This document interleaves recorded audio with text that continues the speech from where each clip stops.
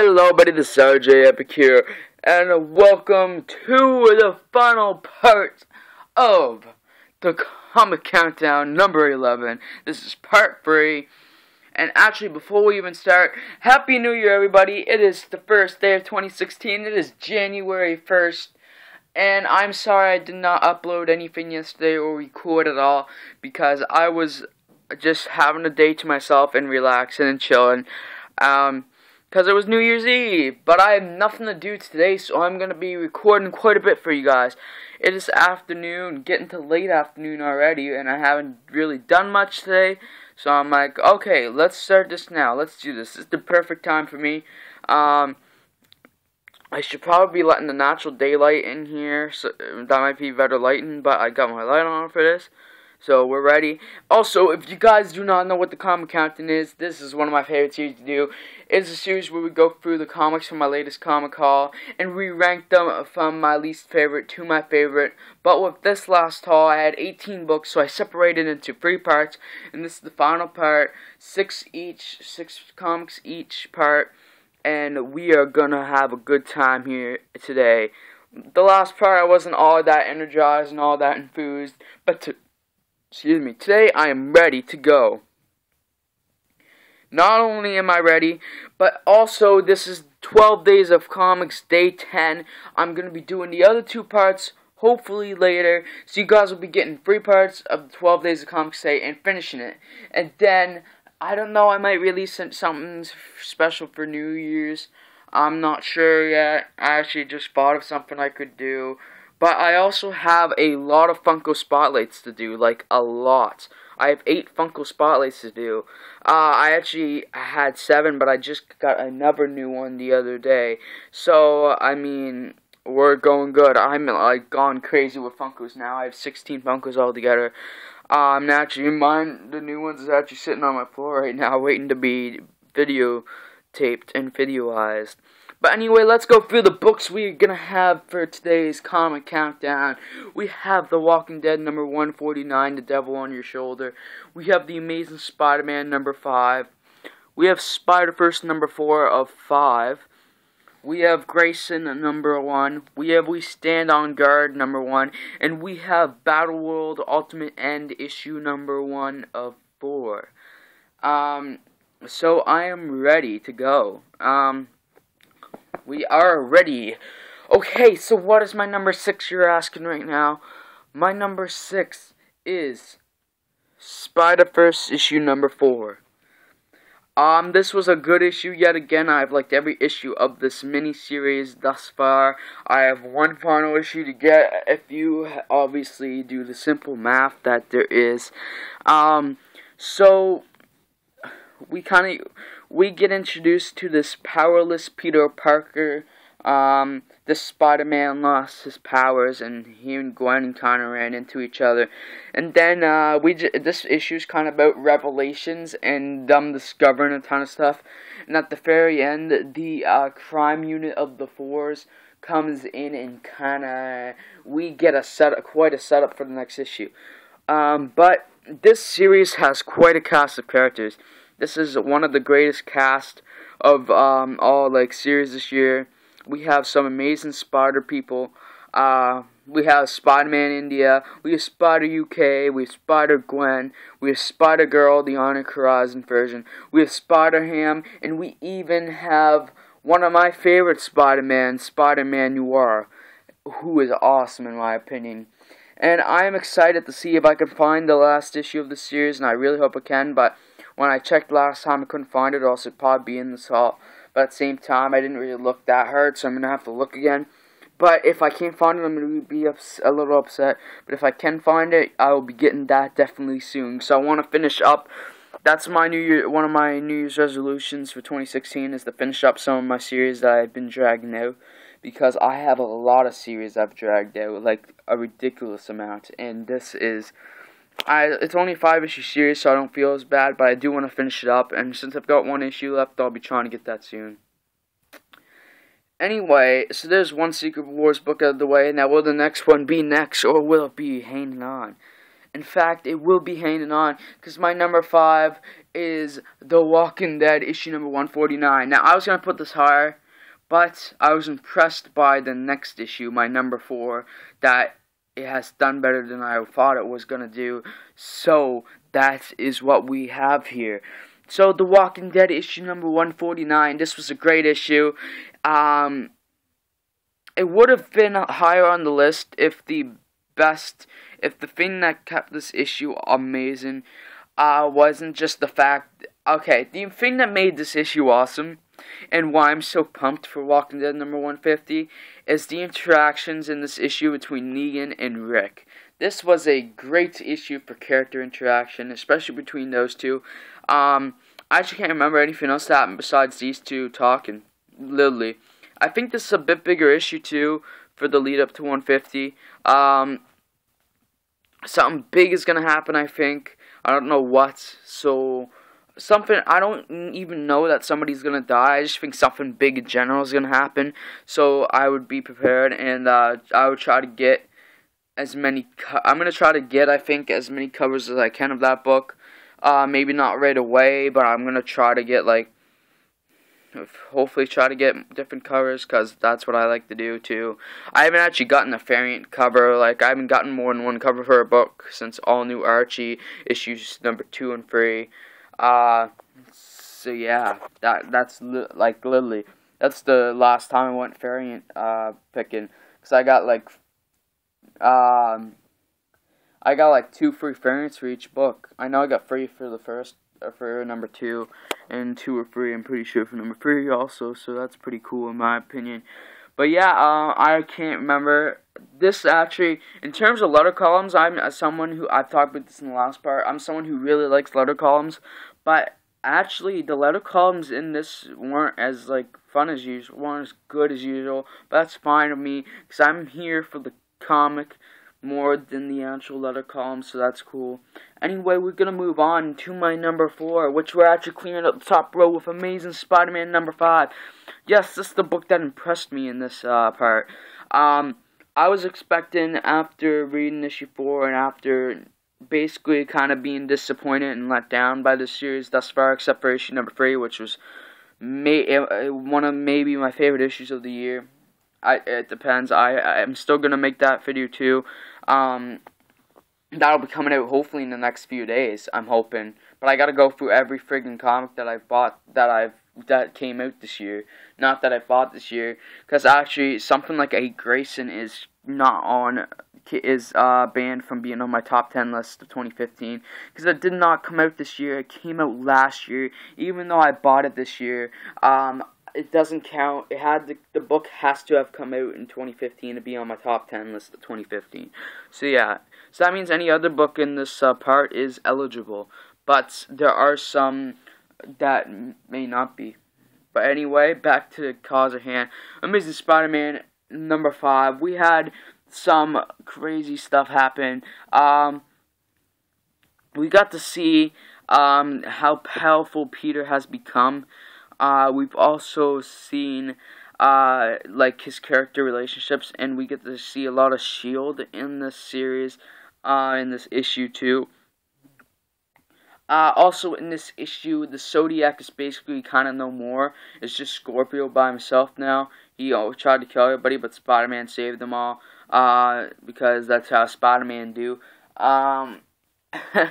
And while I don't really know what to say, we get to see him at the end, and he's actually one of Parker Industries' business partners, and it is really interesting and really cool. The story is heated up, and I think it said in the back of the book, in the letters column here, that this was the end of the first arc, so I'm kind of excited. Finally, one of my series has a little bit of progression. I wasn't expecting it to be this one, but because it seems like all my series right now that I'm reading literally have not much progression, and they're just issue after issue of the same kind of story, and it's not really wrapping up anything. But that's fine with me. I do like that too. But I'm just kind of glad that some not anything big got really wrapped up, but some loose ends have been kind of tying up, and some questions haven't answered. So I'm getting happier with Spider-Man right now. I think that this will turn out to be one of my favorites in upcoming hauls, so I'm excited. In fact, in the next issue, I forget where they're traveling, but in this issue, they were in, like, Paris or something. I can't remember. Not Paris, but they were in the UK, and now next issue, they're going somewhere else, so that's all kind of cool. Anyway, let's move on to my number 3, which we are gonna go with. We are going to go with Ultimate End number 1, which is a Secret Wars Battle World series. That's why I called it Battle World Ultimate End earlier, but I like to call it just by its actual, like, Ultimate End title. This was a fun issue. Nothing like at all happened in this issue. Like, not much happened at all. We had some little things happening, but this was just a fun issue to read, and this was just something that, it was a lighthearted kind of book. It was kind of had some humor in there. I was kind of cracking up, especially because Peter Parker, the main Amazing Spider-Man, was in this book. And this book is kind of like the normal 616 universe and the Ultimate Universe, the 1610, kind of coming together and trying to fix the whole problem of worlds combining, of this kind of, you might say, convergence of worlds. But I knew, okay, that was bad. But yeah, anyway, yeah, they're trying to fix this problem. They're trying to restore all the worlds back in one piece. Actually, Bruce Banner, the Doctor, Doc Green or whatever he's called now, the Hawk. He's kind of the main guy, like, in charge of 616 right now. Which they're making jokes of how you know it's bad when, but also we kind of have a clash of the Iron Mans between the Ultimate Universe and the normal Marvel Universe. Actually, a lot of the characters that are in this book, they have both versions in there. We have both Hawkeyes, both Iron Mans. We have a few repeating characters in there. And I'm just, I am going to be continuing this book if I can find more issues. Actually, a lot of these characters on the front weren't seen at all. We saw Iron Man. We saw the new Ultimates. Jessica Drew, Spider-Woman / Black Widow. We saw Cloak and Dagger, and we saw Bombshell or whatever her name is. I can't remember anymore. We didn't see any Miles Morales, but I know he does come in a future issue because I've read some of the previews stuff. I haven't actually read up because I don't want to spoil myself, but yes, Miles Morales does come in a future issue, from what I know. So I'm excited to read on. This is like a fun little series. It's not anything serious. And I think at the end of this book, also, there might have been a Fours issue. I'm not sure. I think we might have... Yeah, I think in Spider-Verse and in this, we had Fours at the end of both issues. So I'm not sure. Like... God Doom is, like, watching everybody. But anyway, let's move on to our number 2, which will reveal on number 1. What has taken the number 1 spot? Has it been the all new to me Grayson issue number 1? Or is it We Stand on Guard, the Independent, that has it taken us by storm or not? And in fact, my number 2 is right in front of me, and it is Grayson number 1. So yes, the Independent takes the lead this time. But let's talk about Grayson number 1 first. What a great issue. If this was eligible for my top 10 list, it could have been on it, but I don't think it would have been anyway. It probably would have been an honorable mentions, because I'm doing honorable mentions with it. An honorable mention, not an honorable mentions. But anyway, this was great. We got to see some lovely stuff. We didn't really get to see Grayson for a little bit into the book. We kind of learned how kind of messed up the ruler of Spiral is, or like we've kind of learned like Spiral isn't really a good corporation or whatever they want to call themselves. They're not really good guys, but they're not bad either. Spoiler alert, we found out at the end that the boss of Spiral is trying to find the secret identities of all the superheroes in our universe, and he has in fact found out already that we've been given some of the identities of these superheroes. He has found out Batman's secret identity of Bruce Wayne, he has found out the Flash's secret identity of Barry Allen, and he has even found Cyborg's identity of Victor, or whatever his name is. I don't even really know it. But yeah, this was really good. We got to see this. We already got to see a mission going on in this issue, and I think this is really good. We got to see a lot of, we got to see kind of Grayson's almost new power type thing. He uses something called Hypno, so he can kind of hack into people's minds almost. And actually, we even got a funny moment with this higher up woman who kind of like, yeah, I don't even need Hypnos to get people to do things. And it was pretty funny, but yeah. Anyway, we are actually going to move on to my number 1 here. So yes, we are going to talk about We Stand on Guard at number 1, which was a really awesome issue. And don't be surprised if you see this either as an honorable mention or on my top 10 of 2015 list. If I was making an Independence top 10 right now from what the Independents I have, this could possibly be number 1. Or it's definitely in the top, like, 3 or 4. But yes. Wow. We Stand on Guard, number 1. This was a great story. It was kind of violent. If you don't really like violence, I don't know if you should read this book. If you are a Canadian resident, I think you will like this book. It has some kick-ass, badass Canadian characters fighting against the Americans that have kind of basically enslaved us and have turned against us, even though they're our sister country. Basically, America's trying to kill, just trying to kill all the Canadians, put them in camps and stuff, and they're trying to take our lands, and it seems like they're just trying to take our lands because they want our water. They're not focusing really on not really focusing on the northern areas, the cold, which is actually where we end up in this book. But we also, our main character, this is where we were in the beginning. Our main character, she was a little girl in the beginning of this book with her family, but then this is the same day the Americans attack. Everything's blown up. Their parents, her mom, their apartment or residence gets blown up, and her mom dies right away. Her dad is has lost a leg. He's got open areas everywhere, but he's still somehow alive. He sends a message to her brother. He's like, keep her safe, keep her with you at all times. But then we fast forward, and we see that her brother has actually been caught by the Americans.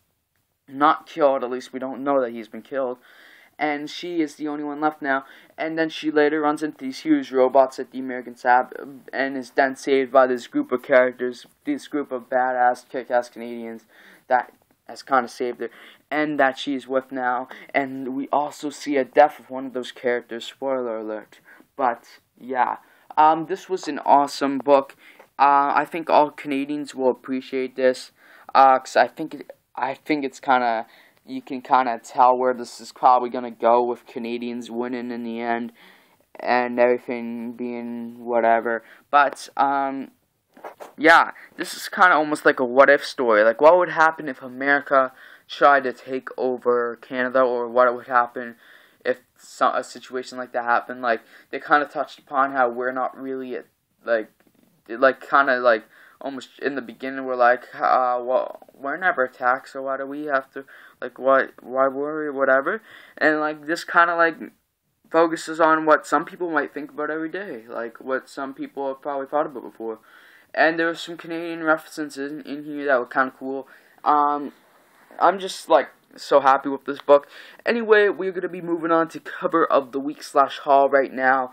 And actually, I don't know what my pick is. I think I do, and I think it is right in front of me, If We Stand on Guard. This is a great cover. The art in this book is actually amazing. So we have good cover art and good interior art, so that's what you need for a book, in my opinion.